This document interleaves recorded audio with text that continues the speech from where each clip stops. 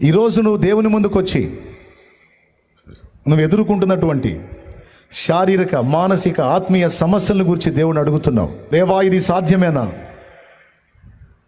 పాడైపోయిన నా కుటుంబం తిరిగి కట్టబడటం సాధ్యమేనా? పాడైపోయిన నా పిల్లల జీవితాలు తిరిగి బాగుపడటం సాధ్యమేనా? పాడైపోయినటువంటి నా ఆత్మీయ జీవితం తిరిగి బాగుపడటం సాధ్యమేనా? నేను కోల్పోయిన వాటిని తిరిగి స్వతంత్రించుకోవటం సాధ్యమేనా?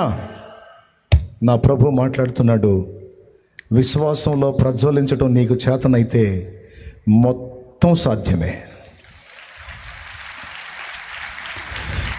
విశ్వాసముతో నా సన్నిధిని గోజాడుట, ప్రార్థించుట, విశ్వాస బలం పొందుట నీకు చేతనైతే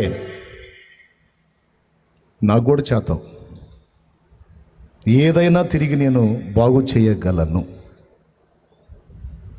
మొత్తం కోల్పోయిన ఏబుకు తిరిగి రెండంతలుగా ఇచ్చాడని రాత్రి చెప్పాను నేను. మొత్తం కోల్పోయాడు. ఆస్తులు పోయినాయి, అంతస్తులు పోయినాయి, ఆరోగ్యం పోయింది, పిల్లలు పోయారు, మొత్తం కోల్పోయాడు. అన్నీ కోల్పోయాడు. కానీ నా దేవుడు తిరిగి నాకు మరలా నూతన స్థితి దయచేయగలడన్న విశ్వాసాన్ని మాత్రం పోనీలా.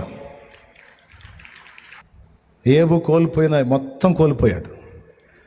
కానీ అన్నిటినీ తిరిగి నా దేవుడు దయచేయగలడో, నా పరిస్థితి మారిద్ది, నా బిడ్డల పరిస్థితి మారిద్ది, టోటల్గా నేను ఎదుర్కొంటున్న వాటన్నిటి నుంచి విడుదల పొందగలను.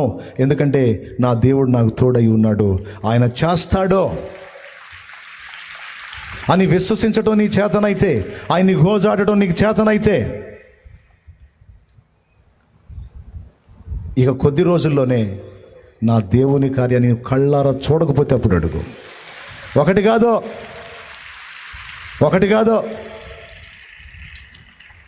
కోకొల్లలుగా చూస్తావు నా దేవుని కార్యాలు.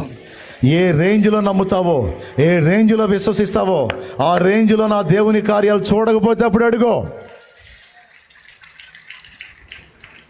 చచ్చిపోదామని ఆలోచన చేస్తున్న వాళ్ళు మీలో కొంతమంది ఉన్నారు, విరక్తి చెంది, అప్పుల బాధలు తట్టుకోలేక, కుటుంబంలో పరిస్థితులు తట్టుకోలేక, కొంతమంది పిల్లలు లేరని గొడ్రాంటి బతకలేక,